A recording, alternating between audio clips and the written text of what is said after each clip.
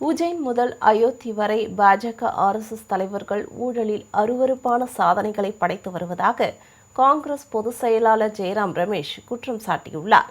இது தொடர்பாக அவர் வெளியிட்டுள்ள எக்ஸல பதிவில், உஜ்ஜயினியில் அரங்கேறியுள்ள இந்த நிலக்கொள்ளை குறித்து ஒட்டுமொத்த நாடும் கணக்கு கேட்டு வரும் வேளையில் முதலமைச்சர் மோகன் யாதவை காப்பாற்ற ஒன்றிய பாஜக அரசு முழு அரசு இயந்திரத்தை பயன்படுத்தி வருவதாக குறிப்பிட்டுள்ளார். உஜ்ஜயினி முதல் அயோத்தி வரை பாஜக மற்றும் RSS தலைவர்கள் ஊழலில் புதிய உச்சத்தை தொட்டு அருவருப்பான சாதனைகளை படைத்து வருவதாக தெரிவித்துள்ள ஜெயராம் ரமேஷ், இந்த பிரம்மாண்டமான கொள்ளை சம்பவத்தில் பிரதமர் மோடி காட்டி வரும் மௌனம் அவரும் இதில் உடந்தையாக இருக்கிறாரோ என்ற சந்தேகத்தை வலுப்படுத்துவதாக கூறியுள்ளார். மத்திய பிரதேசத்தில் நடைபெற்றுள்ள இந்த நில கொள்ளைக்கு எதிராக காங்கிரஸ் கட்சி மக்களுடன் கைகோர்த்து வீதியில் இறங்கி போராடும் என்று தெரிவித்துள்ளார்.